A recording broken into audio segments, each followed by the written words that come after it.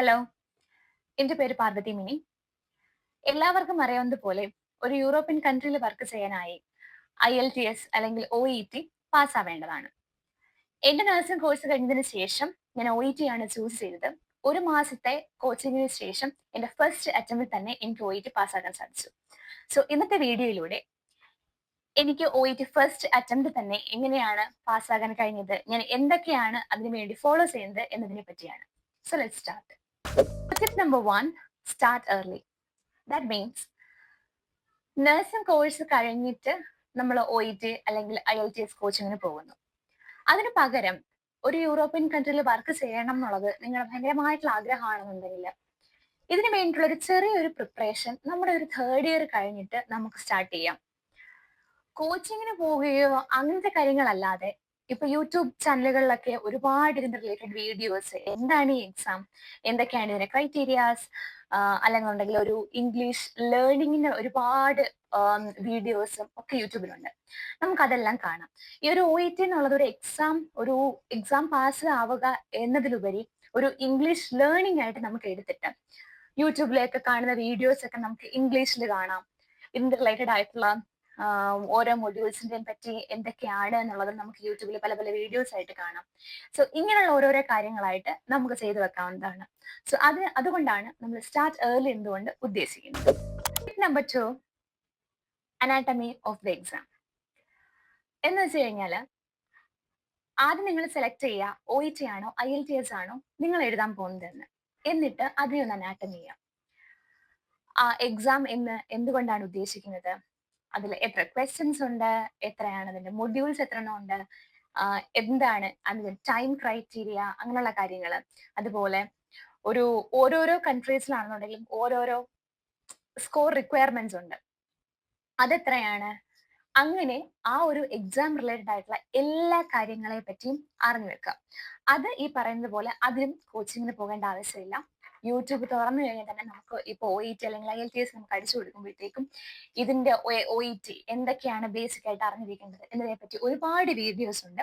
അങ്ങനെ കണ്ടാണ് ഞാനും മനസ്സിലാക്കിയത്. സോ ഇത് ചെയ്ത് കൊണ്ട് കഴിഞ്ഞുള്ള ഗുണം എന്ന് വെച്ച് കഴിഞ്ഞാൽ നിങ്ങളൊരു OET കോച്ചിങ്ങിന് പോകുമ്പോഴത്തേക്കും ഇപ്പം ഫോർ എക്സാമ്പിൾ ഇപ്പൊ ഞാനൊരു 1 മാസത്തെ കോച്ചിങ് ആണ് എടുത്തത്. അപ്പം കോച്ചിങ് എന്ന് പറയുമ്പോൾ ഓരോ ലെവൽസ് ഓഫ് കോച്ചിങ് ആയിരിക്കും ഉണ്ടായിരിക്കുക. ഫസ്റ്റ് നിങ്ങൾ ജോയിൻ ചെയ്യുമ്പോഴത്തേക്കും നിങ്ങൾ ഒരു ഇൻട്രൊഡക്ടറി ക്ലാസ്സിലായിരിക്കും കൊണ്ടിരുത്തുക. ആ ഇൻട്രൊഡക്ടറി ക്ലാസ് എന്ന് പറയുമ്പോഴത്തേക്ക് ഒരു 1 വീക്കിലെ എക്സാം എന്താണ്, എന്തൊക്കെ മൊഡ്യൂൾസ് ആണ്, എന്തൊക്കെ ക്വസ്റ്റ്യൻസ് ആണ്, എന്തൊക്കെ ടൈം ആണ്, സ്കോർ എത്രയാണ് വേണ്ടത്, ഇങ്ങനെയുള്ള കാര്യങ്ങളെ പറ്റി തന്നെയാണ് അതിൽ പറഞ്ഞു തരുന്നത്. സോ നിങ്ങൾക്ക് മുന്നേ ആയിട്ട് ഇതിനെപ്പറ്റി ഒരു ഐഡിയ ഉണ്ടെന്നുണ്ടെങ്കിൽ നിങ്ങൾക്ക് സ്വയമേ പറയാം, ഓക്കെ എനിക്ക് ഇൻട്രൊഡക്ടറി ക്ലാസ്സിന്റെ ആവശ്യമുണ്ടെന്ന് എനിക്ക് തോന്നുന്നില്ല, സോ എനിക്ക് നെക്സ്റ്റ് ലെവലിലേക്ക് പോകാൻ ഞാൻ ഓക്കെ ആണ് എന്ന് പറഞ്ഞു കഴിഞ്ഞാൽ നിങ്ങൾക്ക് ആ ഒരാഴ്ച തന്നെ സേവ് ചെയ്യാം. സോ 1 മന്ത് ചെയ്യുന്നുണ്ടെങ്കിൽ നിങ്ങൾക്ക് അത് ഒരുപാട് ഉപകരിക്കും. നിങ്ങളുടെ പ്രാക്ടീസ് സെഷനിലോട്ട് നിങ്ങൾക്ക് പോകാനായിട്ട് ഉപകരിക്കും. സോ അതാണ് ഞാനും ചെയ്തത്. ഒരു OET എക്സാമിനെ പറ്റിയും അതിന്റെ മൊഡ്യൂൾസിനെ പറ്റിയും ഏകദേശം ഒരു ഐഡിയ ഉണ്ടായിരുന്നു. അതുകൊണ്ട് തന്നെ ഇൻട്രൊഡക്ടറി ക്ലാസ് സ്കിപ്പ് ചെയ്തിട്ട് ഒരു പ്രാക്ടീസ് സെഷനിലോട്ട് ഡയറക്റ്റ് പോകാനായിട്ട് പറ്റി. സോ ഇതും ഈ പറയുന്നത് പോലെ നിങ്ങൾക്ക് കോച്ചിങ്ങിന് മുന്നേ ആയിട്ട് നിങ്ങൾ 4 ഇയർ പഠിക്കുമ്പോഴാണെങ്കിലും 3rd ഇയർ പഠിക്കുമ്പോഴൊക്കെ ആണെങ്കിലും ഈ ഒരു ഐഡിയ ഉണ്ടാക്കി വെച്ച് കഴിഞ്ഞാൽ നിങ്ങൾക്ക് കുറച്ചും കൂടി എളുപ്പമായിരിക്കും. സോ അതാണ് anatomy of the exam. So tip number 3, turn practice in to routine. OET എന്ന് പറയുന്നൊരു എക്സാമിനെ സംബന്ധിച്ച് ഏറ്റവും ഇമ്പോർട്ടൻ്റ് ആയിട്ടുള്ള കാര്യമെന്ന് പറയുന്നത് പ്രാക്ടീസാണ്. അതായത് നമ്മൾ എത്രത്തോളം ക്വസ്റ്റ്യൻസ് വർക്കൗട്ട് ചെയ്യുന്നു അത്രത്തോളം ഈസി ആയിരിക്കും നമ്മുടെ എക്സാം എന്ന് പറയുന്നത്. സോ എന്നെ സംബന്ധിച്ച് എൻ്റെ കോച്ചിങ് സെൻറ്റർ എന്ന് പറയുന്നത് എൻ്റെ വീട്ടിൽ നിന്ന് 2 മണിക്കൂറോളം ഡിസ്റ്റൻസ് ഉണ്ടായിരുന്നു. സോ ഡെയിലി കോച്ചിങ് ക്ലാസ് കഴിഞ്ഞിട്ട് വീട്ടിൽ വന്നിട്ട് പ്രാക്ടീസ് ചെയ്യുക എന്നുള്ളത് എന്നെ സംബന്ധിച്ച് ബുദ്ധിമുട്ടായിരുന്നു. സോ ഞാൻ ചെയ്തതെന്ന് വെച്ച് കഴിഞ്ഞാൽ അതിനൊരു റുട്ടീനാക്കി മാറ്റി. അതായത് നമ്മളൊരു ബുക്ക് എടുത്തിരുന്ന് എപ്പോഴും ഇരുന്ന് നമ്മൾ വർക്കൗട്ട് ചെയ്യുന്നതിന് പകരം നമ്മൾ ട്രാവൽ ചെയ്യുന്ന സമയത്ത്, അല്ലെങ്കിൽ നമ്മുടെ വീട്ടിൽ എന്ത് കാര്യങ്ങൾ ചെയ്യുന്ന സമയത്താണ് ഇപ്പം ക്ലീൻ ചെയ്യാവട്ടെ അല്ലെങ്കിൽ കുക്ക് ചെയ്യാവട്ടെ, അപ്പോഴെല്ലാം നമ്മുടെ ഹെഡ്ഫോൺ യൂസ് ചെയ്തിട്ട് നമുക്ക് സ്പീക്കിംഗ് മൊഡ്യൂൾസ് കേൾക്കാം, ലിസണിങ് കേൾക്കാം. ഇതിൻ്റെ ഓരോരോ എക്സാമ്പിൾസും ഒക്കെ യൂട്യൂബിൽ അവൈലബിൾ ആണ്.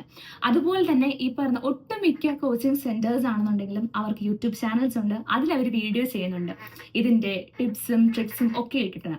അപ്പോൾ അത് നിങ്ങൾക്ക് എന്ത് ചെയ്യാം, കേൾക്കാം. അങ്ങനെ ഒരു പ്രാക്ടീസിനെ നമ്മുടെ റുട്ടീൻ്റെ ഭാഗമായിട്ട് മാറ്റുക. അപ്പം നമുക്ക് അത്രത്തോളം ഒരുപാട് എഫേർട്ട് നമുക്ക് ഫീൽ ചെയ്യത്തില്ല. പകരം കുറച്ചും കൂടി ഈസി ആയിട്ട് ഒരു എന്താ പറയുന്നത് ബോറിംഗ് അല്ലാതെ നമുക്ക് ഒരു പ്രാക്ടീസ് സെഷനെ മുന്നോട്ട് കൊണ്ടുപോകാനായിട്ട് സാധിക്കും. സോ അതിനെയാണ് turn practice in to routine എന്ന് പറയുന്നത്. So tip number 4, understand your weakness. OET-യിൽ 4 മൊഡ്യൂൾസ് ഉണ്ട്: reading, listening, writing and speaking. നമ്മൾ പ്രാക്ടീസ് സെഷനിലോട്ട് നമ്മൾ കയറി പ്രാക്ടീസ് ചെയ്യുമ്പോഴത്തേക്കും മോക്ക് ടെസ്റ്റുകളും ചെയ്ത് കഴിഞ്ഞിട്ട് നമുക്ക് മനസ്സിലാവും ഓക്കെ ഏത് ഏരിയയിലാണ് എനിക്ക് കുറച്ച് ബുദ്ധിമുട്ട് അല്ലെങ്കിൽ എനിക്ക് മാർക്ക് കുറയുന്നതെന്ന്. സോ അത് മനസ്സിലാക്കുക എന്നുള്ളതാണ്.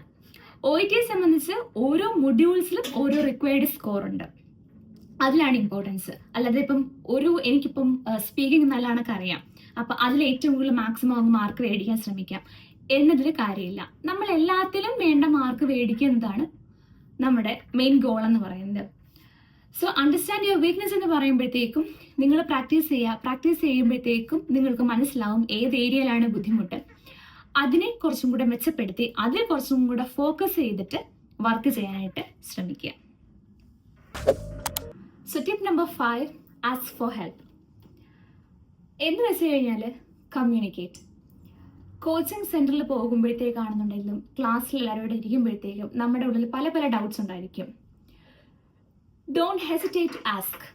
നമ്മുടെ ഫ്രണ്ട്സിൻ്റെ അടുത്താവട്ടെ അല്ലെങ്കിൽ നമ്മളെ പഠിപ്പിക്കുന്ന ട്യൂട്ടേഴ്സിൻ്റെ അടുത്താവട്ടെ നമ്മളത് ചോദിക്കുക എന്നുള്ളതാണ്. അതുപോലെ തന്നെ നമ്മുടെ ഇപ്പം കൂട്ടിയിരിക്കുന്ന ഫ്രണ്ട്സിന് അവർക്ക് ഏതെങ്കിലും ഒരു ഏരിയ നല്ല പോലെ അറിയായിരിക്കും, അല്ലെങ്കിൽ ഓരോരുത്തർക്കാണെങ്കിലും എന്തെങ്കിലുമൊക്കെ ഒരു ചെറിയ ടിപ്സോ ട്രിക്സോ അവർ സ്വന്തമായിട്ട് ഡെവലപ്പ് ചെയ്തുകൊണ്ടായിരിക്കും.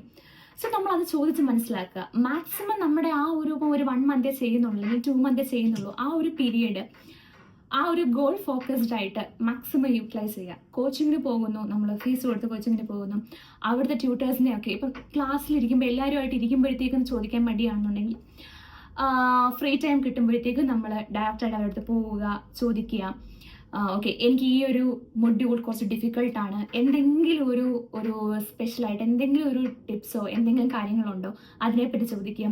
ഫ്രണ്ട്സിൻ്റെ അടുത്ത് ചോദിക്കുക, ഓക്കെ നീ എങ്ങനെയാണ് ഇതിൽ ഏറ്റവും കൂടുതൽ മാർക്ക് സ്കോർ ചെയ്യുന്നത്, അല്ലെങ്കിൽ നിനക്ക് എന്തുകൊണ്ടാണ് ഇത് കുറച്ചും കൂടി ഈസി ആയിട്ടുള്ളത്, അങ്ങനെ അവരോട് കമ്മ്യൂണിക്കേറ്റ് ചെയ്യുക. അങ്ങനെ മൊത്തത്തിൽ നമ്മുടെ എന്ത് ചെയ്യുക, കമ്മ്യൂണിക്കേറ്റ് ചെയ്യുക എന്നുള്ളതാണ്. നമ്മൾ മാക്സിമം നമ്മൾ ചോദിച്ചും അറിഞ്ഞും പറഞ്ഞു കൊടുത്തും ഒക്കെയാണ് നമ്മൾ ഈ OET എന്ന് പറയുന്ന സംഭവം പഠിക്കേണ്ടത്.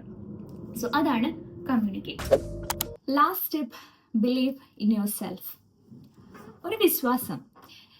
ഈ OET എന്ന് പറയുന്ന എക്സാം ആദ്യമായിട്ട് എഴുതുന്ന വ്യക്തി നിങ്ങളല്ല, അവസാനമായിട്ട് എഴുതുന്ന വ്യക്തി നിങ്ങളല്ല. അതുപോലെ ഇതൊരു കോമ്പറ്റേറ്റീവ് എക്സാം അല്ല എന്ന് പറയുമ്പോഴത്തേക്കും ഏറ്റവും കൂടുതൽ സ്കോർ ആരൊക്കെയാണോ മേടിക്കുന്നത് അവരെ മാത്രമേ സെലക്ട് ചെയ്യത്തുള്ളൂ, അങ്ങനെയല്ല. ഓരോ മൊഡ്യൂൾസിലും റിക്വയർഡ് സ്കോർ നിങ്ങൾക്ക് ആർക്കൊക്കെ ഉണ്ടോ അവരെല്ലാം ഇതിന് പാസ്സാവും. സോ സീരിയസ് ആയിട്ട് എടുക്കണ്ട എന്നല്ല, സീരിയസ് ആയിട്ട് എടുക്കുക. ഒരുപാട് സ്ട്രെസ്ഫുൾ ആയിട്ട് ആ ഒരു കോച്ചിങ് പീരിയഡോ എക്സാമിനെ നോക്കി കാണാതിരിക്കുക. ഏറ്റവും ഒരു സിമ്പിളായിട്ട് ഒരു എൻജോയ് ചെയ്ത് ആ ഒരു പ്രോസസ്സിനെ കൈകാര്യം ചെയ്യുക. ഓക്കെ ഒരുപാട് പേര് പുറത്ത് വർക്ക് ചെയ്യുന്നുണ്ട്, അവരെല്ലാം ഈ OET പാസ്സായതാണ്. അങ്ങനെ നമ്മൾ ചിന്തിക്കുക, നമ്മൾ തന്നെ ഒരു വിശ്വാസം ഉണ്ടാക്കുക. ഓക്കെ എന്നെ കൊണ്ട് പറ്റും. ഓക്കെ ഞാൻ ഒരു 4 വർഷത്തെ നഴ്സിംഗ് കോഴ്സ് ഒരുപാട് എക്സാംസ് എത്ര എക്സാംസ് എഴുതി. ഇപ്പം ചിലപ്പം സപ്ലി ഉണ്ടായവരായിരിക്കാം, അവർ പിന്നെ എഴുതി, അങ്ങനെ ഒരുപാട് എക്സാംസ് എഴുതി. അല്ലെന്നുണ്ടെങ്കിൽ നമ്മൾ ഇതുവരെ എത്തി. പിന്നെ ഈ ഒരു എക്സാമിൻ്റെ കാര്യം കൂടെ ഉള്ളൂ. ഇതും എന്നെ കൊണ്ട് പറ്റും എന്നുള്ളൊരു പൂർണ്ണ വിശ്വാസത്തോടു കൂടി തന്നെ നമ്മൾ ആ ഒരു ഫസ്റ്റ് ഫേസിൽ തന്നെ സ്റ്റാർട്ട് ചെയ്യുക. അതേ ഒരു വിശ്വാസവും അതേ ഒരു കോൺഫിഡൻസും നമ്മൾ എക്സാം ആ ഒരു ഡെയിലി വരെ നമ്മൾ നിലനിർത്തുക. ബാക്കിയൊക്കെ നമ്മൾ വിട്ടുകൊടുത്തേക്കുക. എന്ന് പറയുമ്പോഴത്തേക്കും നമ്മളെ കൊണ്ട് ചെയ്യാൻ പറ്റുന്ന മാക്സിമം ചെയ്യുക, ആ ഒരു പ്രോസസ്സിനെ മാക്സിമം എൻജോയ് ചെയ്യുക എന്നുള്ളതാണ്. So that's it, believe in your self. So ഇത്രയും കാര്യങ്ങളാണ് മെയിനായിട്ടും ഞാൻ എൻ്റെ OET കോച്ചിങ് ചെയ്ത സമയത്തും എക്സാമിന് അറ്റൻഡ് ചെയ്ത സമയത്തും ഞാൻ ഫോളോ ചെയ്തത്. എന്നെ ഒരുപാട് ഹെൽപ്പ് ചെയ്തു. അതുകൊണ്ട് തന്നെയാണ് ഒരു മാസത്തെ കോച്ചിങ്ങിനുള്ളിൽ തന്നെ എനിക്ക് എൻ്റെ എക്സാം ക്രാക്ക് ചെയ്യാനായിട്ട് സാധിച്ചത്. So that's it from my side. The rest is in your hands. Thank you all for listening. If you find the video helpful, please like, subscribe and share the video. I'll see you guys in the next video. Bye.